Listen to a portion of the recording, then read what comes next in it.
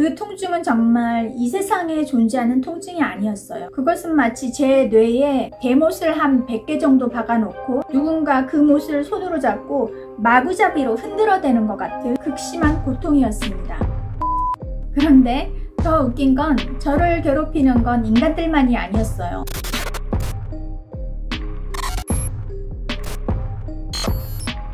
안녕하세요 여러분. 소소하고 기묘한 인생 얘기와 시청자 여러분의 실제 사연을 소개해드리는 사백사업 마녀 카플라입니다. 저 카플라 유체이탈 임사체험 본인 경험담을 총 4부에 걸쳐 말씀드리고 있는데요. 1부 카플라를 저승버스에 타게 한 죽음의 예지몽, 2부 카플라에게 심정지까지 일으키게 한 중환자실에 소름 끼치는 경험, 3부 한 달간의 혼수 상태 중 유체이탈과 임사체험을 하고 기적적으로 의식이 돌아온 이야기까지 말씀을 드렸는데요. 처음 방문하신 분들은 제가 설명란에 1, 2, 3부 링크를 달아놓을 테니 순서대로 한번 쭉 시청해 보시기 바랍니다. 오늘은 드디어 제 임사체험 경험 최종회 4부를 말씀드릴 차례인데요. 저는 치명적인 교통사고로 심정지가 일어나고 한 달간을 혈압 30의 혼수 상태로 누워 있었습니다. 그 와중에 유체이탈을 했다가 다시 기적적으로 깨어난 후 겪게 된 끔찍한 후유증에 관한 이야기입니다. 그럼 카플라 임사체험 실제 경험담 4부 지옥의 후유증 편 지금 바로 시작합니다.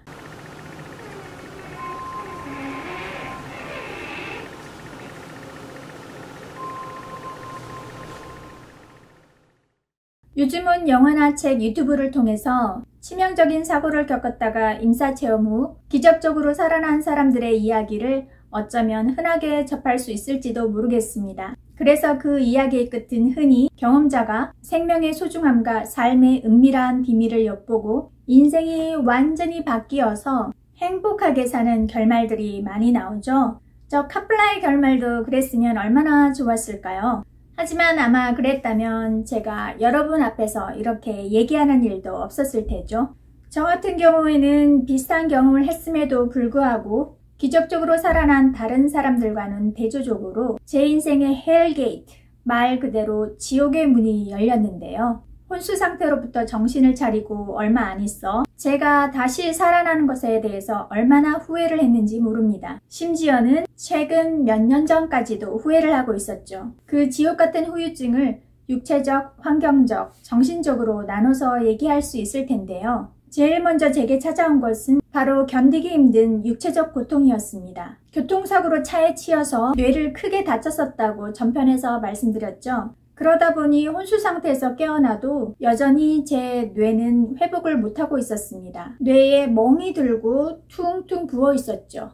그러다 보니 의식이 돌아오자마자 시작된 건 바로 구토였습니다. 차나 배를 타고 1시간만 멀미를 해도 보통 사람이 못 견디잖아요. 그런데 제 경우에는 깨어난 뒤 한 열흘 동안을 잠시 잠깐 잠드는 시간을 빼고는 계속 구토를 했습니다. 그러니 얼마나 괴로웠겠습니까? 보다 못한 간호사들이 제게 수면제를 투약해서 강제로 잠을 재웠습니다. 구토를 잠시라도 멈추기 위해서였죠. 그러다 보니 깨어난 뒤에도 2주 동안 제게 밥은커녕 물 한 모금도 안 주더라고요. 그저 계속 수액만 맞고 있었습니다. 그때 역시 제일 괴로웠던 건 갈증이었는데요. 몸으로 수액이 들어오니 탈수는 막았지만 혼수 상태에 있던 시간을 포함해 한 달 반 동안이나 물을 한 모금도 못 마셨으니 어땠겠습니까? 제 입술은 가뭄에 갈라진 땅처럼 쩍쩍 갈라져서 피가 줄줄 흐르고 마치 오래된 화석처럼 하얗게 변했어요. 너무 갈증이 나서 물 좀 줄 수 없냐고 부탁을 했는데 물을 마시면 쇼크가 올 수 있다고 절대 안 주더라고요.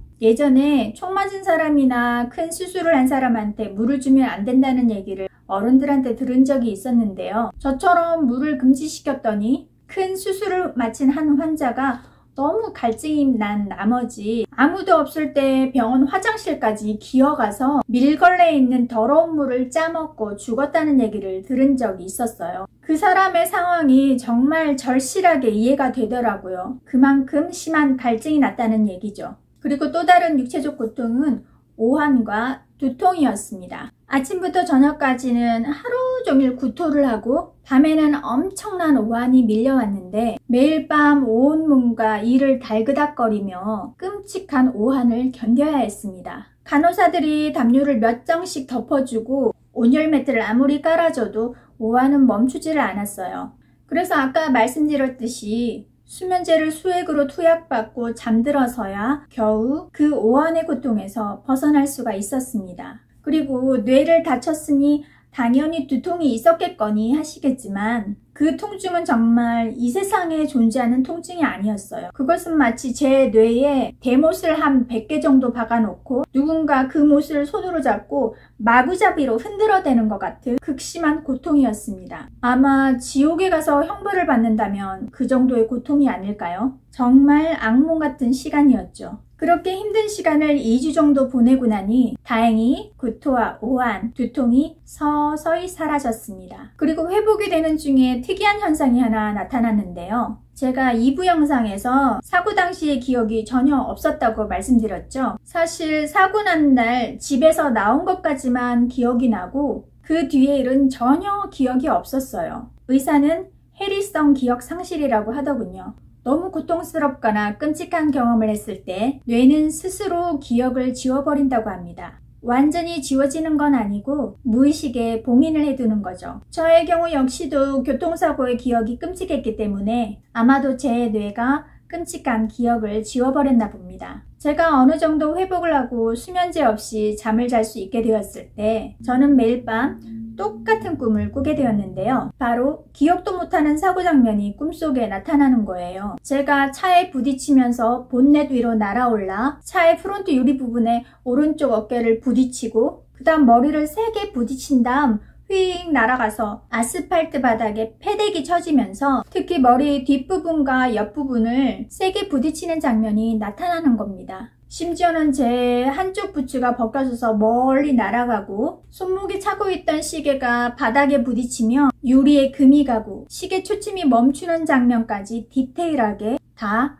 꿈에 보였습니다. 만약 실제로 이런 장면을 목격하게 된다면 단 몇 초간에 일어나는 찰나의 순간일 텐데요. 제 꿈에서는 마치 초고속 카메라로 찍은 것처럼 모든 장면이 세밀하게 그 소리와 강도가 다 느껴지고 바닥에 머리를 세게 부딪힐 때의 반동으로 제 머리가 몇 번이나 다시 튀어오르고 또다시 바닥에 부딪히는 소리와 장면까지 다 들리고 보였다는 겁니다. 촉감까지도 너무 선명했어요. 어쨌든 잠이 들면 한치의 오차도 없이 매일 밤 같은 꿈을 꿨습니다. 그렇게 제 몸과 머리가 부딪히는 섬뜩한 소리와 장면을 보는 순간 항상 같은 장면에서 꿈에서 깨어나죠. 그럼 항상 같은 시각 새벽 4시 제 얼굴에는 두 줄기 눈물이 흐르고 있죠. 사실 전 꿈을 꾸면서 무섭다거나 끔찍하다는 생각을 한 번도 한 적이 없거든요. 그런데도 제 무의식은 그 사고 장면을 너무 힘든 기억으로 판단하고 저장을 했는지 제 몸은 자면서도 눈물을 흘리고 있었던 거죠. 나중에 의사한테 얘기했더니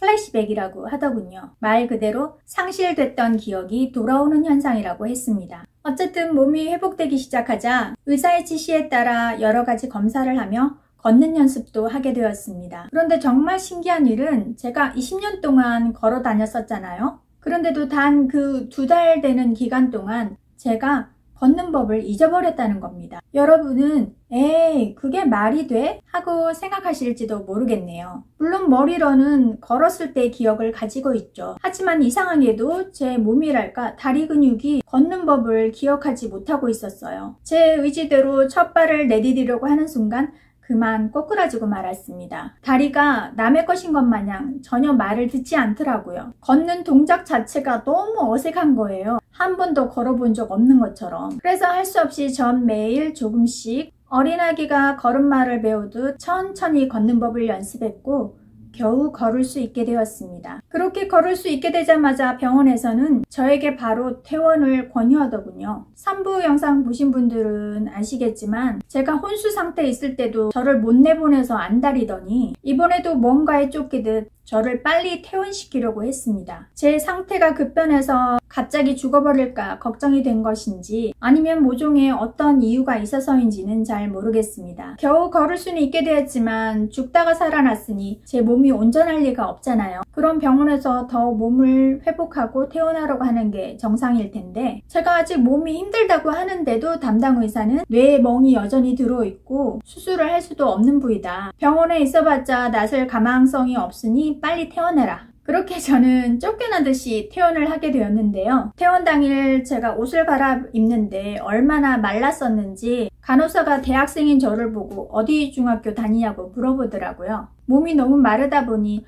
어린 중학생으로 착각을 했었나 봐요. 그렇게 퇴원을 한 뒤는 더 비참한 나날이 기다리고 있었습니다. 아버지, 어머니, 오빠가 있었지만 그 누구도 나와 같이 가자고 하는 사람이 없었어요. 그래서 전 휴학을 하고 몸이 성하지 않은데도 사고가 나기 전처럼 친구 집이나 알바를 하는 곳, 사무실 지하 같은 곳을 전전하며 배고픔과 추위, 외로움에 떨며 혼자 지내게 되었습니다. 제 육체적인 후유증은 직접적으로는 한 5년 정도가 지속이 되었는데 항상 어지럽고 24시간 귀에서 이명이 들리고 구토 증세가 있었습니다. 특히 사고가 났던 시점인 11월 말이 되면 구토가 심해지는 증상이 매년 반복되더군요. 몸에서 마치 그날을 기억하고 있는 것처럼 말이죠. 그런데 그런 후유증은 저뿐만이 아니라 다른 교통사고 환자들에게도 흔히 나타나는 현상이라고 해요. 평소에는 괜찮다가 교통사고가 난 그 시기가 되면 몸이 더 아프다고들 하더군요. 그 역시도 일종의 외상후 스트레스 장애가 아닐까 하고 추측을 해봅니다. 그런데 사실 교통사고 후유증은 그 5년에만 국한된 게 아니었어요. 전 중간에 한쪽 귀의 청력을 완전히 잃었고 녹내장도 앓게 되었습니다. 그리고 사고 당시 머리 외에는 부러지거나 상처난 곳이 없었다고 말씀드렸었는데요.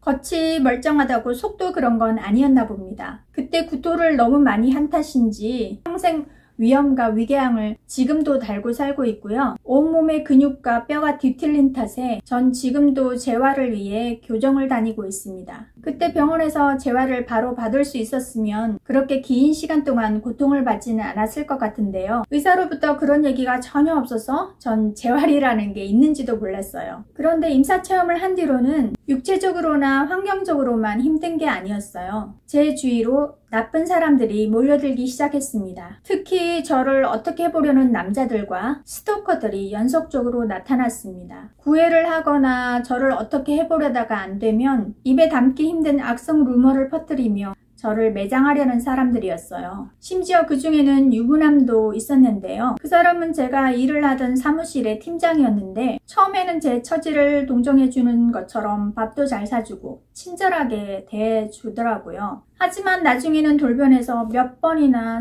성추행과 성폭행을 시도하려고 했고 제가 강력하게 거부를 해서 실패를 하게 되었습니다. 그런데 뒤에 저에게 호감을 가지고 교제를 해보려고 진지하게 다가오는 남자가 생기자 주위 사람들에게 제 몸이 자꾸 아픈 이유가 이 남자 저 남자하고 자고 다니다 임신을 하고 낙태를 자주 해서 그렇게 된 거라고 떠들고 다녔습니다. 뒤에 들어보니 그 팀장은 다른 여성 팀원들에게도 껄떡거린 일이 다반사였다고 해요. 그중 제가 최대 피해자였던 거죠. 뿐만 아니라 대학 선배 중에서도 저에게 구애를 했다가 거절당한 선배가 제가 엄청 인간성이 나쁜 아이인 것처럼 루머를 퍼뜨려서 저를 매장하려고 했습니다. 그 사람은 거절당한 것에 대해서 복수를 하고 싶었는지 같은 서클의 예쁜 여자 후배와 사귀게 되었는데도 그 애인까지 대동해서 제가 알바를 하는 장소나 자주 가는 곳에 항상 출몰해서 제 눈앞에서 일부러 대놓고 애정 행각을 벌인다든지 아니면 많은 사람들 앞에서 저에게 무안을 준다든지 하면서 저를 비슷한 일을 몇 번 연속적으로 당하다 보니 너무 억울하고 분한 마음에 잠을 자다가도 벌떡벌떡 일어나는 경우가 많았어요. 왜 나한테만 이런 일들이 자꾸 일어나고 사람들이 나한테 가혹하게 구는지 정말 비참한 마음뿐이었죠. 가족들을 비롯해서 아무도 나를 보호해주려는 사람은 없고 정말 이 세상이 나한테 죽어라 죽어라 하는 것 같았어요. 전 중간에 심한 알코올 중독에도 빠지고 우울증이 심해져서 자학이나 자살 시도도 여러 번이나 하게 되었습니다. 그리고 나쁜 사람들이 제 주변에 점점 나타났다고 했는데 앞에 말한 사람들은 약과였어요. 정말 말 그대로 진짜 나쁜 사람들, 범죄자들이 저를 표적으로 삼기 시작했습니다. 납치를 당할 뻔하거나 강간살인범의 표적이 된 적도 있고 심지어 강도만 4번이나 만났습니다. 한국과 해외를 가리지 않고 그런 일들이 저에게 일어나더군요. 보통 사람들은 평생에 한 번 겪기도 힘든 일일 텐데 말이죠. 그런데 더 웃긴 건 저를 괴롭히는 건 인간들만이 아니었어요. 흔히 식스센스라고 하죠. 저는 어릴 때부터 영감이 예민하고 강해서 보통 사람들은 보지 못하는 걸 가끔씩 보거나 느끼기도 했는데 임사체험 이후로는 수시로 귀신들을 보게 됐고 그마저도 나쁜 귀신들이 제 주변에 나타나서 저를 괴롭히거나 죽이려고 하는 일들이 많아졌습니다. 마치 저를 둘러싸고 있던 보호막이 임사체험 이후로 완전히 깨져버리기라도 한 듯 그렇게 나쁜 사람들을 자주 만나고 흉엄한 일들을 겪고 귀신들이 저를 너무 힘들게 했죠. 아주 오랫동안요. 정말 모든 것이 다 절망적이었습니다. 하지만 전 그렇게 끝이 없을 것 같던 그 시간들을 견뎌냈고 지금은 평범하게 살며 소소하게 행복도 느끼고 이렇게 여러분들에게 저의 괴로웠던 과거에 대해서도 담담하게 얘기를 할 수 있게 되었는데요. 좀 식상한 얘기지만 아무리 어둡고 긴 터널도 끝이 나고 얼어붙을 것 같은 절망 속에서도 희망의 꽃은 피어나는 거더라고요. 물론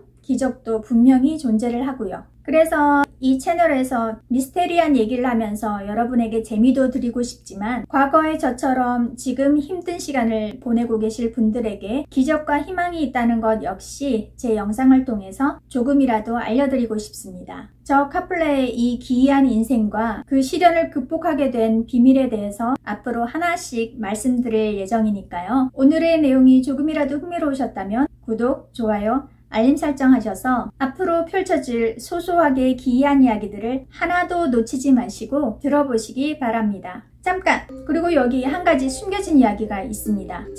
잠깐 제가 태어난 날로 돌아갈까 하는데요. 그날은 아직 추운 겨울이었어요. 퇴원을 하는데 어쨌든 오랫동안 보지 못했던 가족들이 다 왔죠. 오빠가 차를 끌고 왔더군요. 어머니는 제 옷을 따로 준비해 주시지는 않았고 제가 사고 난 날 입었던 옷을 그냥 세탁만 해두셨더라고요. 그래서 전 사고가 날 당시 입었던 옷을 그대로 입고 퇴원을 하게 되었습니다. 병원 주차장에 나오자 가족들은 날씨가 추운 탓인지 종종 걸음으로 빨리 차에 가서 타더군요. 저는 빨리 걸을 수가 없어서 한참을 떨어져서 천천히 그 뒤를 따랐습니다. 그때 누군가 뒤에서 저기요! 하고 부르더군요. 그래서 뒤를 돌아보니 키가 180 이상은 되어 보이고 정말 잘생긴 젊은 남자가 의사 가운을 입고 서 있었어요. 배우 지진이 씨랑 많이 닮은 사람이었는데요. 저는 병원에서 뭐 빠뜨린 전달 사항이 있나 하고 그 사람을 쳐다보았습니다. 그랬더니 그 남자가 혹시 시간 되시면 저랑 커피 한잔 하실래요? 하더군요. 저는 어이가 없어서 저를 아세요? 했더니 저는 이 병원 외과 의사입니다. 입원해 있는 동안 많이 봤어요. 하더라고요. 하지만 전 그 의사 얼굴을 한 번도 본 적이 없었거든요. 그래서 그냥 속으로 혼수 상태에 있을 때 봤다는 말인가? 하고 환자한테 이런 말을 하다니 정말 실없는 사람이다 라고 생각했습니다. 그래서 지금 가족들이 기다리고 있어서요 하고 거절을 하고 저는 차에 가서 얼른 탔습니다. 그리고 차창 밖으로 가만히 밖을 내다봤는데 그 의사가 동상이 된 것처럼 제 쪽을 계속 바라보고 있더라고요. 참 이상한 사람이라는 생각이 들었습니다. 그런데 예상이나 했을까요? 그때부터 그 이상한 외과 의사의 기이한 스토킹 행각이 3년간이나 계속될 거라는 걸요. 제가 태어난 날 마주친 이 이상한 외과 의사에 관한 얘기는 스토커 편에서 다시 상세하게 말씀드릴까 합니다. 그리고 다음 편 예고입니다. 다음 편에서는 시청자분이 제보해주신 저승사자 목격담에 관한 사연을 소개해드릴 예정이니 많이 기대해주시기 바랍니다. 그리고 여러분도 소소하게 기묘한 일들을 경험하셨거나 알고 계신 분들이 계시다면 주저 말고 많은 사연 제보해주세요. 오늘의 내용은 여기까지입니다. 그럼 즐거운 추석 연휴 보내십시오. 지금까지 404호 마녀 카플라였습니다.